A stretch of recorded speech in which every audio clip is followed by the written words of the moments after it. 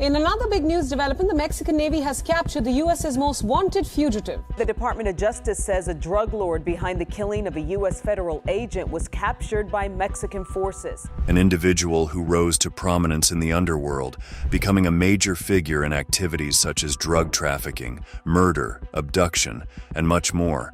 Working with Miguel Ángel Félix Gallardo and others in the late 70s, this person helped start the well-known Guadalajara Cartel, a cartel known for secretly transporting large quantities of marijuana from Mexico to the United States.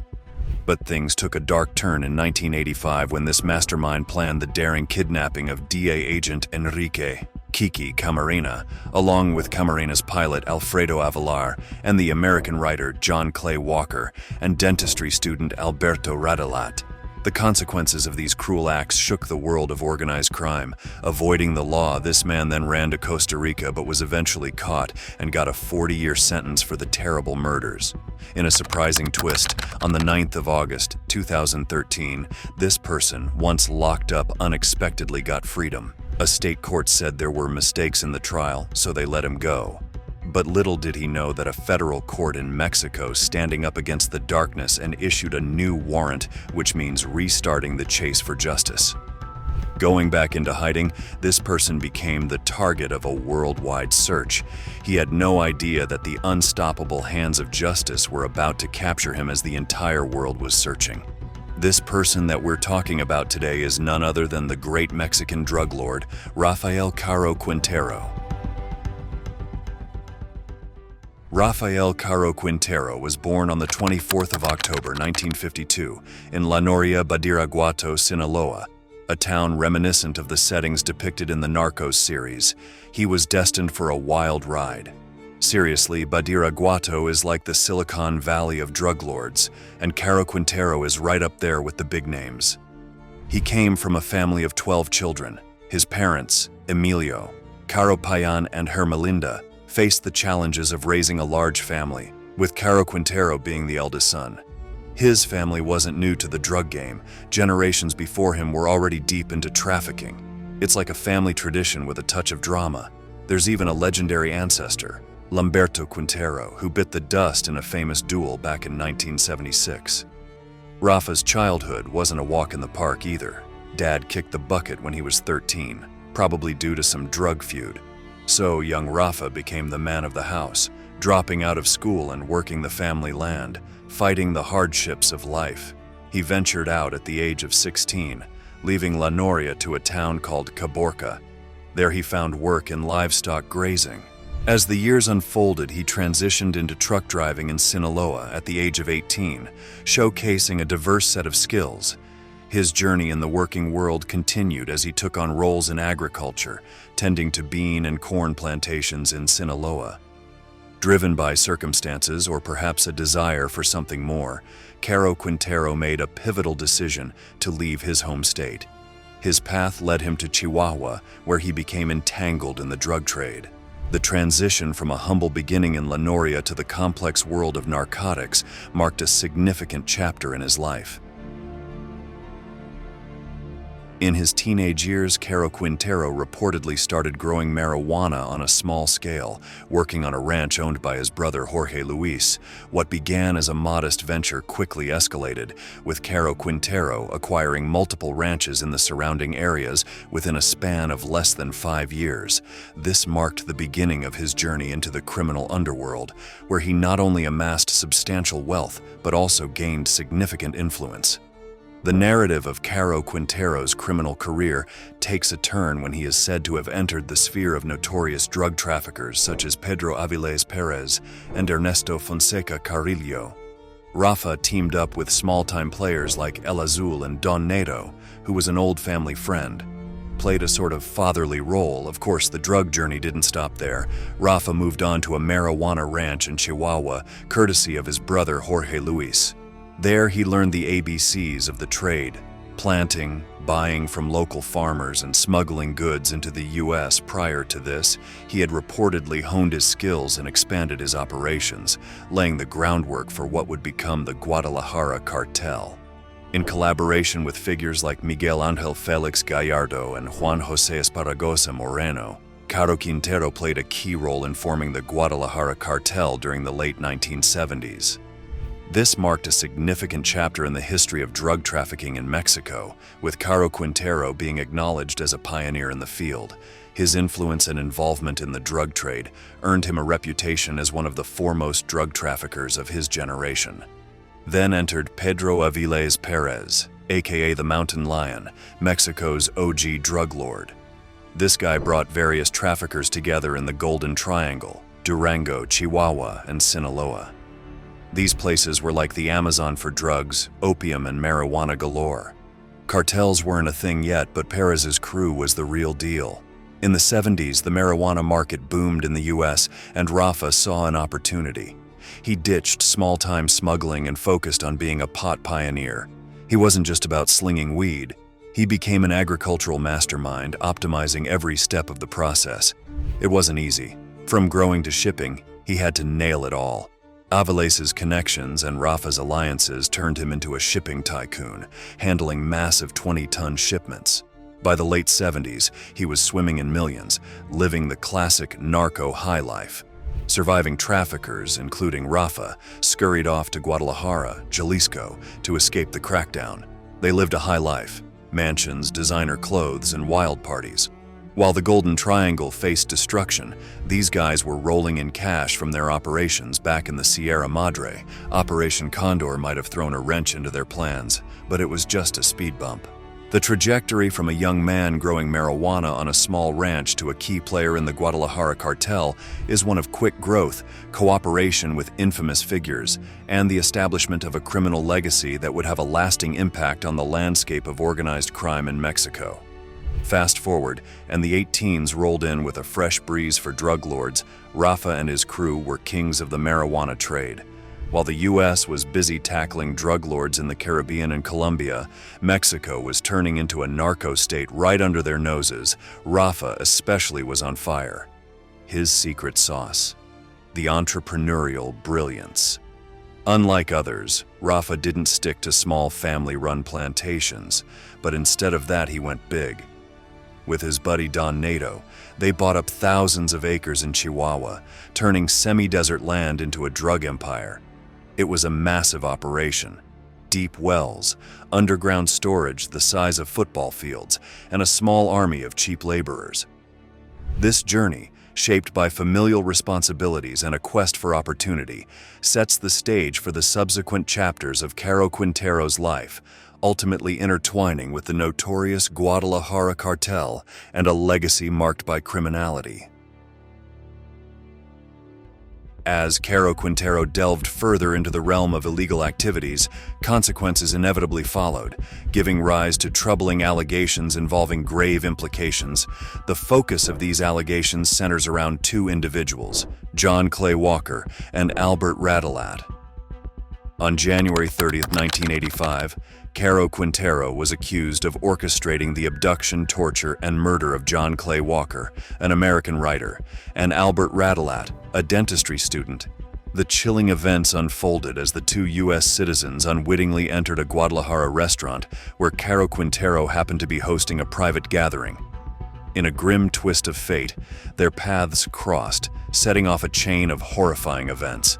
According to the allegations, Caro Quintero purportedly ordered his henchmen to apprehend Walker and Radelat, leading them to a storeroom where they faced brutal torture with ice picks and intense interrogation.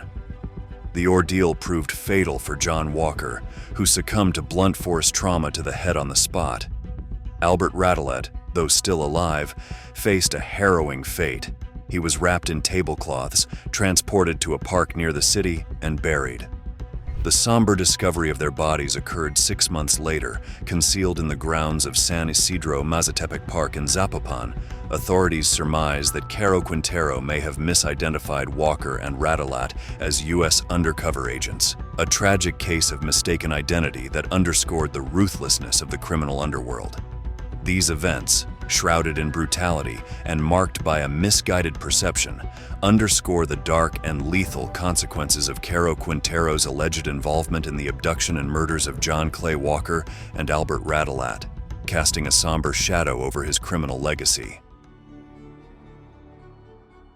In the town of Badiraguato, Sinaloa, where Rafael Caro Quintero hailed from, locals still remember him as a benefactor in the 1980s. During this period, Caro Quintero played a surprising role as a contributor to the community's development. The town's mayor at the time, Angel Robles Bayuelos, revealed in a 2013 interview that Caro Quintero funded the construction of a 40-kilometer-long highway in Badiraguato, a significant infrastructure project that helped connect the region. Additionally, Caro Quintero contributed to the electrification of the area, bringing a vital amenity to the town. Mayor Bañuelos recalled the transformative impact of Caro Quintero's initiatives.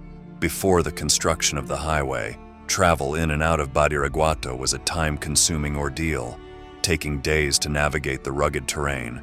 Caro Quintero's support improved the accessibility of the town, showcasing a side of him that contrasts sharply with his infamous involvement in the drug trade.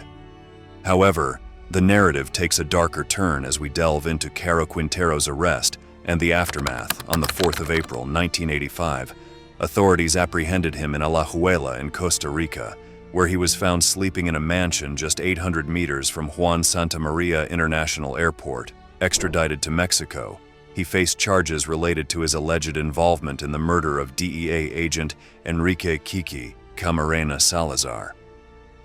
Caro Quintero was subsequently sentenced to 40 years in prison for Camarena's murder and other crimes. Despite the potential for a maximum sentence of 199 years, Mexican law at the time limited imprisonment to 40 years. Initially held at the maximum security prison Almoloya de Juarez, State of Mexico, he was later transferred to Puente Grande, a notorious prison in Jalisco. In 2007, a federal judge granted him the right to move to another prison within Jalisco in 2010. As Caro Quintero's criminal empire unraveled, the Guadalajara Cartel disbanded in the early 1990s. Its former leaders went on to found their drug trafficking organizations, including the Tijuana Cartel in Tijuana, the Juarez Cartel in Chihuahua, and the Sinaloa Cartel in Sinaloa. Under the leadership of infamous figures like Joaquin El Chapo Guzman and Ismael El Mayo, Zambada, Caro Quintero's brother, Miguel Caro Quintero, stepped into his shoes, founding the Sonora Cartel, a branch of the Sinaloa organization. Remarkably, the United States government believes that even behind bars, Caro Quintero continued to run his criminal enterprise through at least 6 family members. They acted as a front, laundering millions of dollars through various businesses, including a gas station, construction company, shoe factory, restaurant, and real estate development companies. This revelation underscores the intricate and persistent nature of his influence within the criminal underworld. In the early hours of August 9, 2013, a surprising turn of events unfolded as a court ordered the immediate release of Rafael Caro Quintero. Having already served 28 years in prison, the decision stemmed from a motion filed by Rosalia Isabel Moreno Ruiz, a state judge and magistrate. The Jalisco State Court ruled that Caro Quintero's trial had been conducted improperly in a federal courtroom for crimes that should have fallen under the jurisdiction of the state. In essence, when he received his 40-year sentence in the 1980s, it was for murder, a state crime, rather than drug trafficking, which is a federal offense. The magistrate's order for Caro Quintero's release stirred significant controversy. He had already served time for various crimes committed during his leadership of the Guadalajara Cartel. This unexpected turn of events prompted outrage from the administration of U.S. President Barack Obama. The United States Department of Justice expressed being extremely disappointed with Caro Quintero's release and pledged to pursue him for pending charges in the United States. The Association of Former Federal Narcotics Agents echoed the disappointment, attributing Caro Quintero's release to the pervasive corruption within Mexico's judicial system. Mexico's Attorney General, Jesus Murillo Caram, also voiced concern over the case, expressing worry about Caro Quintero's release and committing to investigate whether additional charges were pending in Mexico. To address the outcry and mounting pressure from the United States, a federal court issued an arrest warrant against Caro Quintero on August 14, 2013. This move came after the U.S. government petitioned the Mexican government. If re-arrested, Caro Quintero faced the possibility of extradition to the United States. However, a legal wrinkle emerged as Mexican law prohibits criminals from being tried for the same crime in another country. While U.S. lawyers might argue that Caro Quintero's initial trial was illegitimate, raising questions about double jeopardy, Mexico clarified that he could not be extradited for the murder of DEA agent Enrique Kiki Camarena. To navigate the extradition process, the United States would need to present additional criminal charges against Caro Quintero. Crucially, they would have to ensure that he would not face the death penalty, as Mexico does not have laws permitting capital punishment. The unfolding legal intricacies added a layer of complexity to the already convoluted saga of Caro Quintero's criminal career and legal battles. Following Rafael Caro Quintero's release from prison on August 9, 2013, he maintained a low profile, avoiding public appearances. Speculation circulated that he might have returned to his hometown, Badiraguato, Sinaloa, but these rumors remained unconfirmed. In a dramatic turn of events on March 7, 2018, the Mexican military conducted an intense search for Caro Quintero using Black Hawk helicopters. They deployed Marines into mountain villages in the Badiraguato municipality, including La Noria, Las Juntas, Babunica, and Bamopa. Despite these efforts, the hunt proved unsuccessful. Caro found himself on Interpol's list of 15 most wanted fugitives, making his arrest abroad an immediate trigger for extradition to Mexico. The United States government escalated the pursuit by offering a substantial $20 million bounty for his capture. On May 26, 2020, Caro Quintero's lawyer filed an appeal seeking to dismiss recent drug trafficking charges and those filed in 2015 related to the kidnapping and qualified homicide of DEA agent Enrique Kiki Camarena and Mexican pilot Alfredo Zavala Avalar. The argument presented centered on Caro Quintero's purported financial incapacity to endure a new trial, citing his age, lack of retirement or pension, and fugitive status inhibiting any income-generating activities. The appeal was submitted to the first collegiate court in criminal matters in Mexico City. Meanwhile, Ernesto Fonseca, Don Neto, a convicted former leader of the Guadalajara Cartel accused of conspiring with Caro Quintero in the Camarena murder, had been transferred to house arrest due to his advanced age.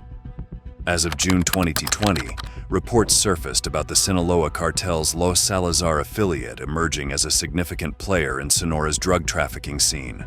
Notably, both Rafael and Miguel Caro Quintero had reportedly declined offers to join the Sinaloa cartel due to a rift with the sons of incarcerated former leader Joaquin El Chapo Guzman over leadership status.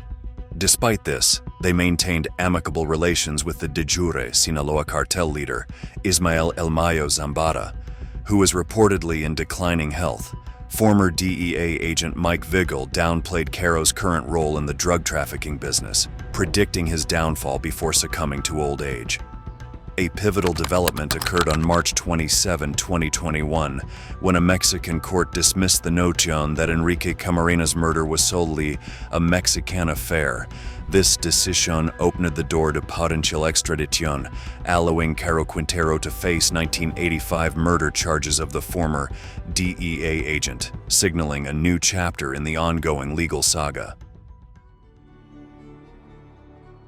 On July 15, 2022, a dramatic event unfolded in the settlement of San Simon within the Schwa municipality of Sinaloa, Mexico.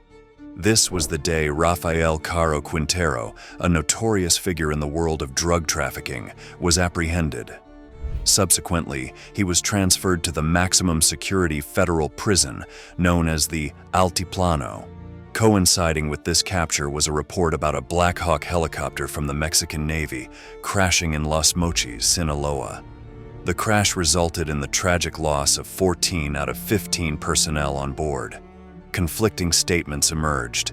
The Mexican Navy denied any link between the crash and Caro Quintero's capture, while an unnamed U.S. official tracking the operation suggested to CBS News that the crash was indeed connected to the operation, but Caro Quintero was not on board.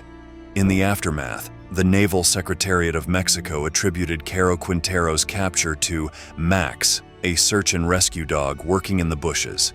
Following these significant events, United States Attorney General Merrick Garland issued a statement expressing gratitude to Mexican authorities for the capture of Caro Quintero.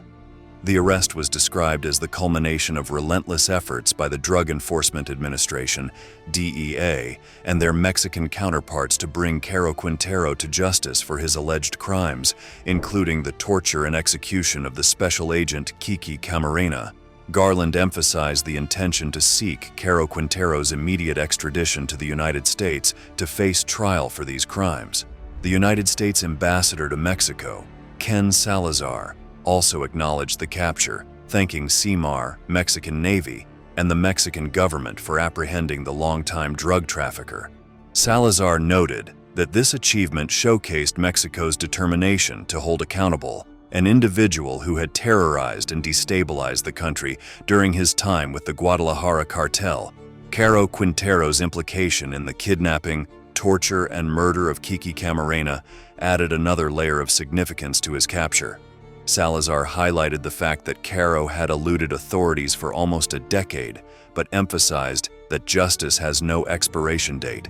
The capture was seen as a victory under the U.S. Mexico bicentennial framework for security, public health, and safe communities, expressing condolences for the Mexican Marines who lost their lives during the operation. Salazar praised their bravery and sacrifice in the quest for greater security for both nations. In summary, the capture of Rafael Caro Quintero marked a significant moment in the ongoing saga of one of Mexico's most notorious figures.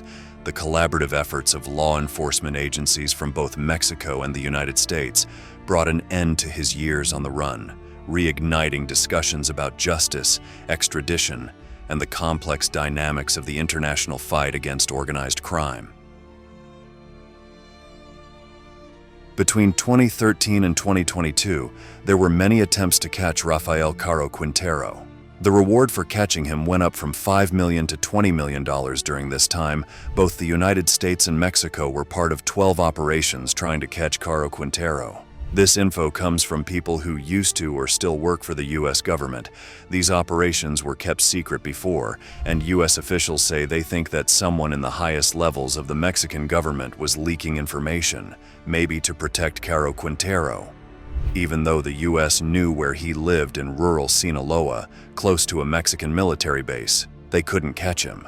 Caro Quintero used motorcycles and ATVs to move around, and he had different security teams every week. The U.S. even got some of Caro Quintero's family to help as informants, and they knew the specific dirt roads he used. It's interesting that even with all this cooperation between the U.S. and Mexico, when Caro Quintero was finally caught on July 15th, Mexican President Andrés Manuel López Obrador said it was a completely Mexican operation. People from the RCQ task force, who had been sharing intelligence for almost 10 years, didn't agree with this. They stayed anonymous because it was a sensitive mission. And with that, we reach the end of our story. Don't forget to like the video, share it with your friends if you enjoyed it, and subscribe to the channel.